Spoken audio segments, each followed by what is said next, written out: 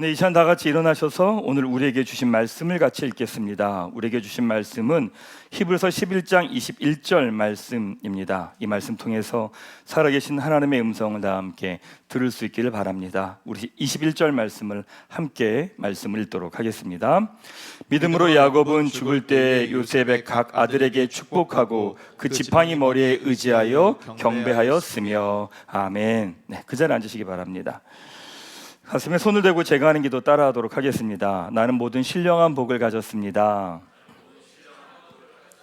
나는 거룩하고 흠이 없는 존재입니다. 나는 만물을 다스리는 권세를 가졌습니다. 그것을 누리며 살아갈 것입니다.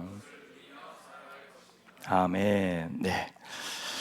최근에 미국 정신과 의사인 커트 톰슨이 영혼은 욕망한다라고 하는 책을 냈습니다.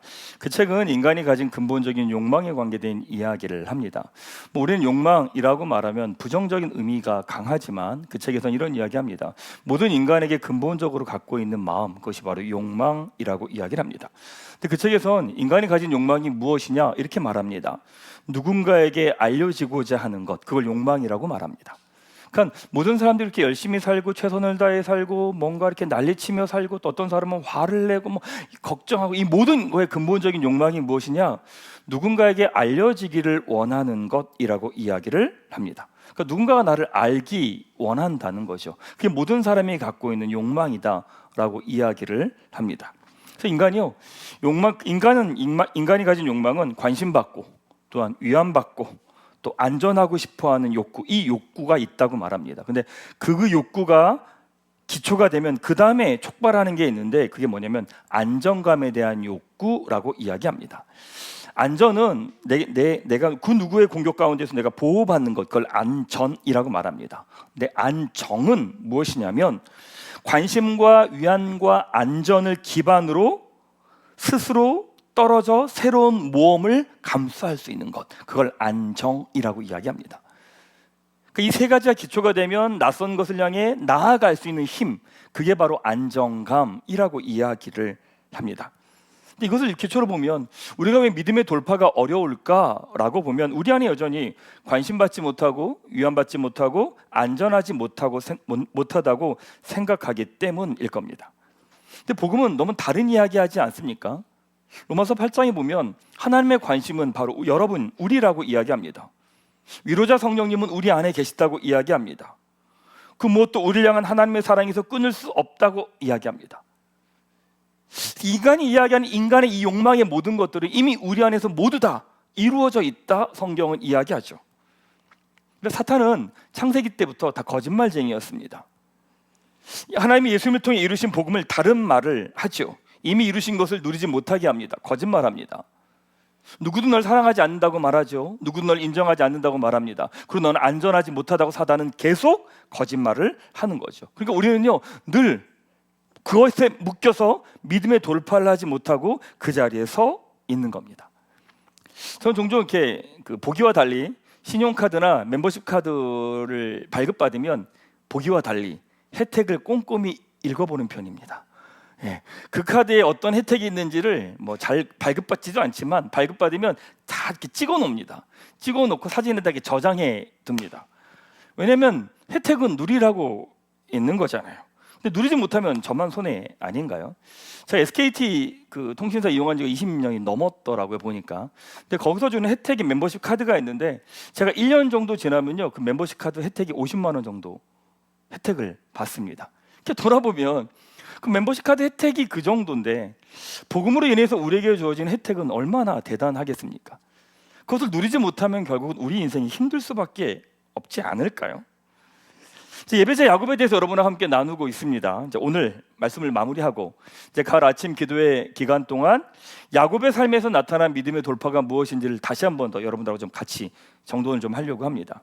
야곱은 호감이 가는 인물이라기보다는 약간 얄미운 캐릭터인 거죠. 자기가 원하는 것을 위해서는 수단 방법을 가리지 않습니다. 누군가를 속이면서까지도 내가 원하는 걸 이루려고 하는 사람이 바로 야곱이기도 합니다. 근데 뭔가 된 것 같은데, 이룬 것 같은데 그것이 또 사라져 버립니다. 뭔가 성취하고 이룹니다. 그럼 또 다른 곳으로 떠나야 되는 거죠. 그러니까 바로 왕 앞에서 고백했던 것처럼 험난한 세월을 보낸 사람이 바로 야곱입니다. 자, 오늘 야곱의 인생을 좀 마무리하는 말씀을 선포하겠습니다. 히브리서 11장은 성경에서 볼 때 모든 인물 가운데 가장 하이라이트가 언제인지를 보여주는 겁니다. 뭐 아브라함의 인생도 있었고 야곱의 인생도 있고 요셉의 인생도 있었는데 각 인생 가운데 가장 하이라이트가 어디냐라고 하는 것을 보여주는 것이 히브리서 11장의 말씀입니다. 지난주에 살짝 말씀을 드렸는데 야곱 인생의 하이라이트는 어디일까? 야곱의 그 험난한 삶을 산 140년이 넘는 그 시간 가운데 가장 하이라이트는 어디일까? 그 본문이 바로 오늘 본문입니다. 자, 오늘 본문 한 번 더 말씀을 같이 읽도록 하겠습니다. 믿음으로 야곱은 죽을 때 요셉의 각 아들에게 축복하고 그 지팡이 머리에 의지하여 경배하였으며 라고 말합니다. 바로 이 부분을 야곱 인생 가운데 최고의 하이라이트라고 성경은 이야기합니다. 왜 그런가? 오늘 두 가지 좀 말씀 나누면서 야곱 인생을 조금 마무리하도록 하겠습니다. 첫 번째 메시지는요, 나만이 말할 수 있는 하나님 이야기를 여러분 만드십시오. 그러니까 나만이 이야기할 수 있는 하나님 이야기를 만드십시오. 야곱이 요셉이 살아있다는 이야기를 듣고 너무 보고 싶지만 중간에 가다가 멈춥니다. 그리고 브엘세바에서 예배를 드립니다. 또 왜 그러냐면 마치 요셉을 만나러 가는 것이 하나님의 약속을 어기는 것 같았기에 멈칫거렸던 겁니다. 그때 하나님이 야곱에게 뭐라고 말씀하시느냐? 두려워하지 말라는 겁니다. 그리고 이집트로 가라는 겁니다. 거기서 너로 큰 민족을 이루겠다라고 이야기를 해주시죠. 근데 그 이야기를 듣고 이집트 땅으로 향합니다. 야곱은 이집트 땅에서 요셉을 만나고 이집트에서 얻은 두 아들 므낫세와 에브라임을 만나게 되죠. 창세기 48장 말씀에 보면 야곱이 요셉의 두 아들을 손자가 아니라 친아들로 받아들입니다. 그래서 야곱에게는 12아들이 있었는데 요셉의 자리에 요셉 대신에 므낫세와 에브라임이 들어가면서 실제적으로는 13아들이 되게 되죠. 창세기 48장 13절 말씀 한번 같이 볼까요? 오늘 창세기 48장 말씀을 좀 펴놓고 같이 한번 말씀을 보겠습니다. 창세기 48장 말씀을 한번 좀 보도록 하겠습니다. 요셉이 므낫세와 에브라임을 데리고 야곱에게 축복받기 위해 나아옵니다. 근데 어떻게 데리고 오느냐? 48장 13절 말씀 같이 한번 말씀을 읽도록 하겠습니다. 오른손으로는 에브라임을 이스라엘의 왼쪽을 향하게 하고 왼손으로는 므낫세를 야곱이 이끌어 오른손을 향하게 하여 이끌어 그에게 가까이 나아가매. 이게 무슨 말이냐면 그 시대는 오른손에 능력이 있다고 받아들였기 때문에 오른손으로 므낫세를 축복하고 첫째인 왼손으로 둘째인 에브라임을 축복하게 돼 있었습니다. 그게 원래 이야기입니다. 근데 그렇게 요셉이 야곱에게 데리고 가죠. 근데 야곱이 어떻게 하느냐? 14절 말씀 같이 한번 읽도록 하겠습니다. 이스라엘이 오른손을 펴서 차남 에브라임의 머리에 얹고 왼손을 펴서 므낫세의 머리에 얹으니 므낫세는 장자라도 팔을 엇바꾸어 얹었더라 라고 말합니다.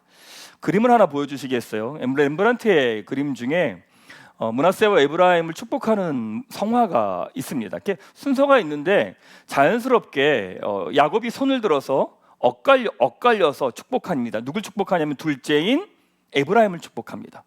원래는 오른손으로 므낫세를 축복해야 되는데 야곱이 오른손을 들어 에브라임에게 향하고 왼손을 들어서 므낫세에게 이렇게 엇갈려서 축복을 하는 겁니다. 이게 이제 성경에 있는 내용인 거죠. 근데 그 상황을 본 요셉이 어떻게 하느냐? 17절 18절 한번 같이 읽도록 하겠습니다. 요셉이 그 아버지가 오른손을 에브라임의 머리에 얹은 것을 보고 기뻐하지 아니하여 아버지의 손을 들어 에브라임의 머리에서 므낫세의 머리로 옮기고자 하되, 그러니까 요셉이 그게 마음에 안 들었던 거예요. 그러니까 오른손을 에브라임의 머리에 얹은 것을 들어다가 므낫세의 머리에 옮기려고 하는 거죠. 자, 18절도 같이 읽겠습니다. 그의 아버지에게 이르되 아버지여 그리마옵소서, 이는 장자이니 오른손을 그의 머리에 앉으소서 하였으나 라고 말합니다. 요셉은 그게 마음에 들지 않았던 거예요. 아버지, 첫째는 오른손으로 첫째를 축복해 주셔야죠. 왜 오른손을 가지고 둘째 축복합니까? 그거 아닙니다. 손을 들어가지고 옮기려고 하는 거예요. 돌아보면 요셉은 아들이기도 하지만 어찌 보면 요셉은 이집트의 총리입니다. 그 누구도 요셉을 건들 수 없는 거죠. 그러니까 요셉이요, 아무렇지도 않게 아버지의 손을 들어가지고 첫째 머리에다가 옮기려고 합니다. 근데 그때 야곱이 이렇게 이야기합니다. 19절 말씀 같이 한번 읽도록 하겠습니다. 그의 아버지가 허락하지 아니하며 이르되 나도 안다 내 아들아 나도 안다. 그도 한 족속이 되며 그도 크게 되려니와 그의 아우가 그보다 큰 자가 되고 그의 자손이 여러 민족을 이루리라 하고 라고 이야기합니다. 야곱이 요셉에게 이렇게 말합니다. 나도 안다. 원래 오른손은 첫째에게 가야 되는 거 나도 안다. 그러면서 어떻게 하느냐? 둘째를 축복하죠. 나도 안다. 그것이 맞다라고 나도 안다. 이 말은 무슨 말이냐면 나도 알지만 하나님이 그렇게 말씀하셨기에 내가 둘째를 축복한다라고 하는 겁니다. 사람들은 종종 이제 이 말씀을 보면서 그런 이야기를 종종 합니다. 하나님은 첫째보다 둘째를 더 사랑해. 뭐 이런 이야기를 되게 많이 말도 안 되는 이야기를 하는 거죠.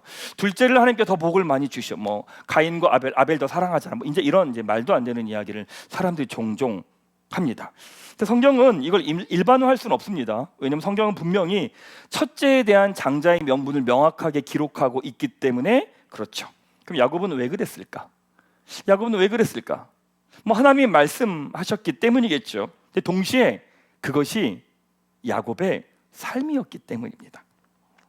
둘째로서 살아온 인생, 축복을 받아보겠다고 몸부림치며 살아온 인생, 온갖 노력을 하며 살아온 인생, 내 노력이 잠시 성공한 것 같아 보이지만 결국 숲으로 돌아간 인생, 그런데 결국 무조건적으로 편들어 주신 하나님으로 인해 이세 승리한 인생, 그것이 야곱의 인생이었고 야곱이 경험한 하나님 고백이었습니다. 둘째는 에브라임의 손에 야곱이 손을 얹은 것은 야곱이 가진 편애가 아니라 자격 없는 둘째 야곱을 택하여서 지금까지 인도하신 하나님이 우리의 상식을 넘어 은혜로 일하고 계십니다 라고 하는 야곱의 고백이었던 거예요. 야곱의 신앙의 고백, 야곱이 지금까지 경험해서 만난 하나님에 대한 고백, 그 고백이 바로 에브라임을 향한 축복으로 나타난 거죠. 사랑하는 여러분, 종종 성도님들이 그런 이야기 합니다. 여러분만이 고백할 수 있는 하나님 이야기가 있으십니까? 뭐 책에서 본 이야기 말고, 그 다음에 뭐 설교 때 들은 이야기 말고, 주변 사람들이 들은 하나님 이야기가 아니라 나만이 고백할 수 있는 내가 경험한 하나님 고백이 여러분에게는 있으십니까? 시중에 많은 간증집들이 되게 많이 나와 있잖아요. 사실 여러분 그 간증집은 여러분들에게 해당되지 않습니다. 그 간증은 그 사람이 만난 하나님입니다. 간증집이 도움이 되는 이유는 뭐냐면 그 간증집을 들으면서 나도 이 하나님을 경험하고 싶다라고 하는 열망이 일어나기 때문에 그 간증집이 있는 겁니다. 근데 그 하나님이 나의 하나님과는 다를 수 있습니다. 왜? 그 사람의 삶과 나의 삶은 다르잖아요. 여러분 지금 시대는 자기 컨텐츠 시대입니다. 그게 능력이고요, 그게 자본이 되는 시대입니다. 나의 컨텐츠가 있다는 건 신앙이 없는 사람들에게는 자랑의 이유겠지만 신앙이 있는 사람들에게는 무슨 말이냐면 내가 경험한 하나님 이야기가 있다는 말입니다. 하나님을 의지하면서 걸어간 걸음들, 답이 없지만 그 하나님의 약속의 말씀을 붙들면서 한 걸음 한 걸음 돌파한 걸음들, 안 되는 거 알고 실패할 걸 줄 알지만 여리고성을 향해 나아가면서 믿음의 걸음을 걸었던 경험들, 그리고 말도 안 되는데 하나님의 길을 열어주셨던 경험들, 끝이라고 막 생각했는데 나도 이해할 수 없는 하나님의 도움이 주어진 경험들, 아무것도 모르면서 걸어간 걸음인데 돕는 손길들이 끊임없이 와서 한 걸음 한 걸음 나아가면서 알아가며 경험하며 거기까지 걸어가게 된 믿음의 고백들. 이 걸음을 걸어간 사람만이 나만이 고백하는 하나님 고백이 있습니다. 아니 그냥 내가 이만큼 잘났습니다, 이만큼 했습니다, 이만큼 놀랐습니다, 이 얘기를 하는 게 아니라 내 힘으로 할 수 없었는데 하나님께서 나에게 일하셔서 주신 하나님의 이야기들, 고백들. 다르게 말하면 십자가의 길을 걸어가면서 답 없는 나의 고집과 욕심을 내려놓으면서 걸어갈 때 다시 살리시고 회복하시고 생명을 주셨던 하나님의 이야기들. 사랑하는 여러분, 그 사람만이 나눠줄 수 있는 이야기가 있습니다. 그 사람만이 고백하고 그 사람만이 줄 수 있는 영향력이 있습니다. 우리가 다 같이 이 자리에서 예배 드리지만 우리 모두는 그 하나님 앞에 다른 하나님을 경험합니다. 각자가 다 다른 하나님을 경험합니다. 왜냐하면 살아온 삶이 다 다르기 때문에 그런 거죠. 바로 야곱이 경험한 그 하나님의 은혜를 통해 에브라임에게로 흘러가고요, 동일하게 우리에게도 흘러옵니다. 사랑하는 여러분, 여러분은 여러분 자녀에게, 주변 사람들에게, 가까운 사람에게 내가 경험한 하나님에 대한 고백이 있으십니까? 나누실 간증들이 있으십니까? 나눠들 줄 수 있는 이야기가 있습니까? 다르게 표현해 볼까요? 자기계발서적인 언어로 여러분에겐 영적인 여러분만의 컨텐츠가 있으십니까? 삶의 마지막 순간 그가 그 인생을 살아온 삶을 전체를 담아서 요셉의 두 아들을 축복하죠. 사랑하는 꿈꾼교회 가족 여러분, 우리의 마지막이 언제일지 모르지만 우리 삶의 마지막 순간 나만이 이야기하는 하나님에 대한 고백으로, 나만이 갖고 있는 나만의 영적인 컨텐츠로 다음 세대를, 주변 사람들을 축복하는 믿음의 사람으로 여러분 한 분 한 분 모두가 서게 되기를 주님의 이름으로 축복합니다. 맞습니다. 여러분만이 고백할 수 있는 하나님의 이야기가 필요합니다. 두 번째, 진짜 믿음은 마지막 순간에 감사의 고백으로 드러납니다. 그 사람이 정말 믿음의 사람인지는요, 중간은 모릅니다. 언제 드러나는 줄 아십니까? 마지막 순간에 감사의 고백으로 드러납니다. 성경에서 이야기하는 야곱 인생의 하이라이트 두 번째를 오늘 본문은 이렇게 말하죠. 그 지팡이 머리에 의지하여 경배하였으니, 그 지팡이 머리를 의지하면서 하나님을 예배했다라고 말합니다. 야곱이 요셉의 두 아들을 하나님의 말씀대로 축복해 줍니다. 그 다음에 요셉이 하는 것이 무엇이냐? 야곱이 하는 것이 무엇이냐? 지팡이를 의지해서 하나님을 경배하고 찬양합니다. 여러분, 하나님을 찬양한다는 건 이미 하나님을 향한 감사가 전제되어 있습니다. 자기계발서에서도 감사는 되게 중요하지만 신앙에서는 감사를 더 중요하게 여깁니다. 왜냐하면 감사는 좋으신 하나님을 향한 우리의 태도이기 때문입니다. 우리는 늘 하나님의 뜻을 구합니다. 하나님이 원하시는 게 무엇인지를 늘 구합니다. 근데 여러분, 하나님의 뜻 너무 명확하지 않습니까? 데살로니가전서 5장 16절, 17절, 18절 같이 한번 읽겠습니다. 시작. 항상 기뻐하라, 쉬지 말고 기도하라, 범사에 감사하라. 이것이 그리스도 예수 안에서 너희를 향하신 하나님의 뜻이니라. 하나님의 뜻을 어디서 구하십니까? 아니, 뭐가 그렇게 복잡하십니까?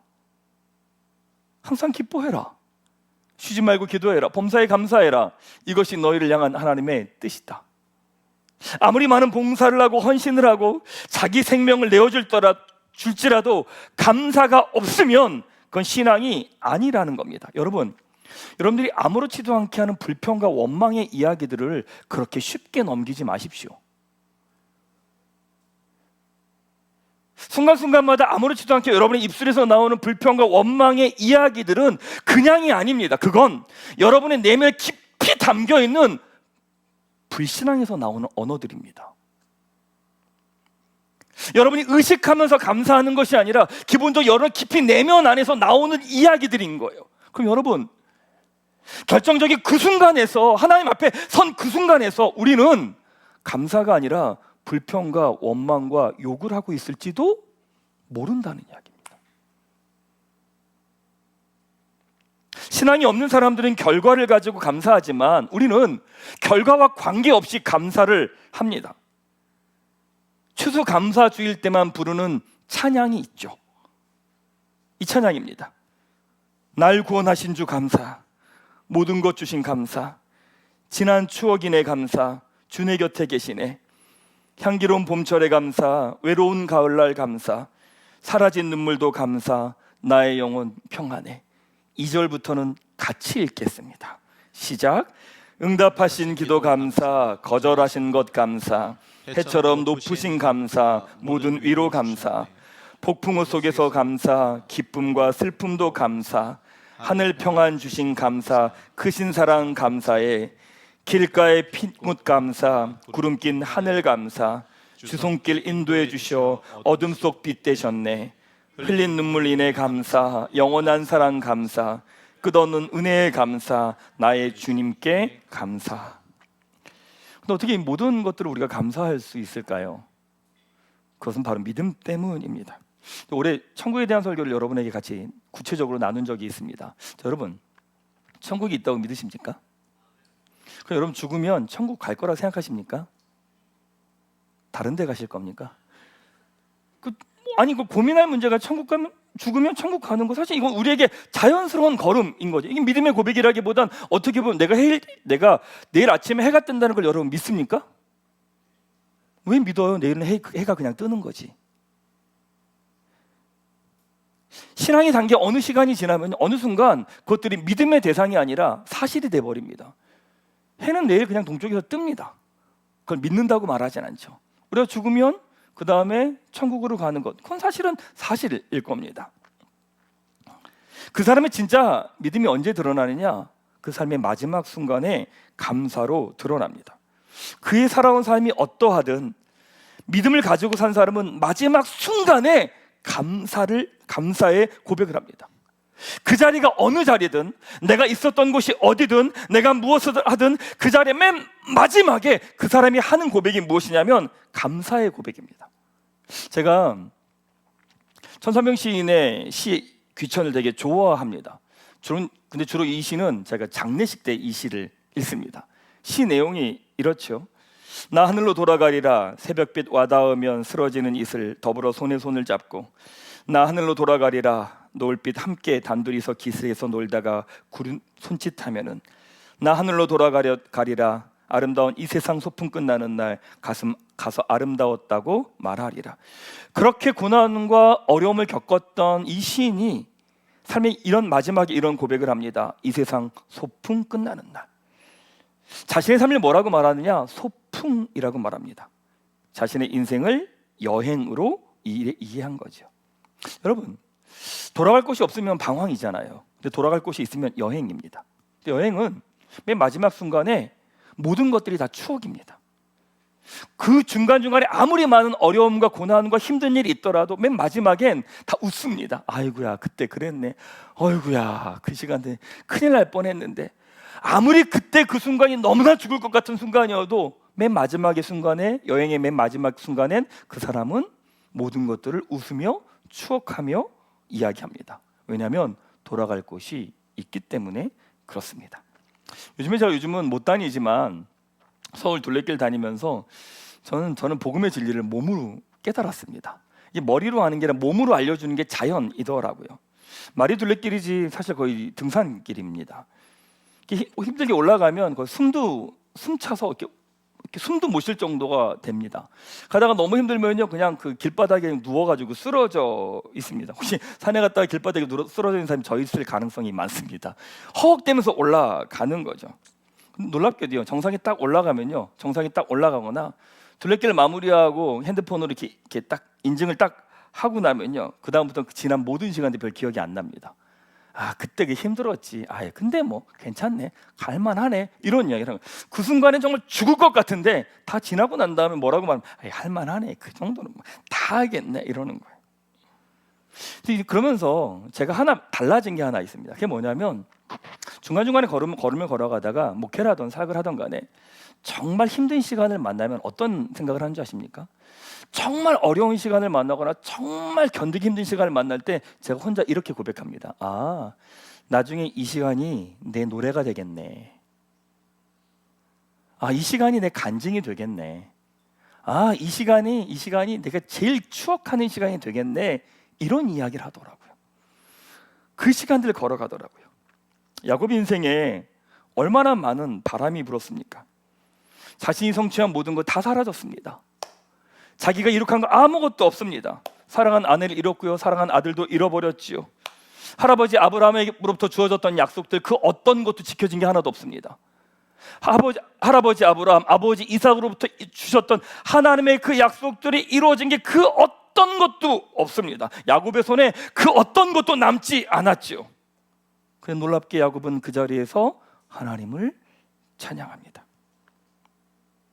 그런데 하나님은 그 순간을 야곱 인생의 하이라이트라고 이야기하십니다. 사랑하는 여러분, 야곱 인생을 바라보며 하나님께서 우리 인생을 어느 자리까지 인도하실지를 보게 됩니다. 내가 부유하든 부유하지 않든, 건강하든 건강하지 않든, 내가 성공을 했든 성공을 하지 않든, 내가 이룬 것이 많든 많이 없든, 나의 삶이 어떠하든 우리의 고백은 이 고백입니다. 하나님은 나의 하나님이십니다. 하나님만이 내 인생의 주인이십니다. 모든 것이 하나님의 은혜입니다. 하나님으로 내 인생이 여기까지 왔습니다. 하나님 감사합니다. 바로 이 고백의 자리까지. 말씀을 좀 마무리하도록 하겠습니다. 이청하 시인의 시 중에 바람 속을 걷는 법이라고 하는 시가 있습니다. 내용은 이렇습니다. 바람 불지 않으면 세상살이가 아니다. 그래 산다는 것은 바람이 잠자기를 기다리는 게 아니라 그 부는 바람에 몸을 맡기는 것이다. 바람이 약해지길 기다리는 게 아니라 그 바람 속을 헤쳐가는 것이다. 두 눈 똑바로 뜨고 지켜볼 것. 바람이 드셀수록 왜 여는 높이 나는지. 어찌 보면 우리 인생에 바람 안 부는 날이 있었겠습니까? 우리 인생에 문제없는 날이 있었나요? 하지만 자신의 인생이 어떠하든 주어지는 삶의 마지막 순간에 예배하는 야곱을 바라보며 하나님은 최고의 하이라이트였다라고 이야기하십니다.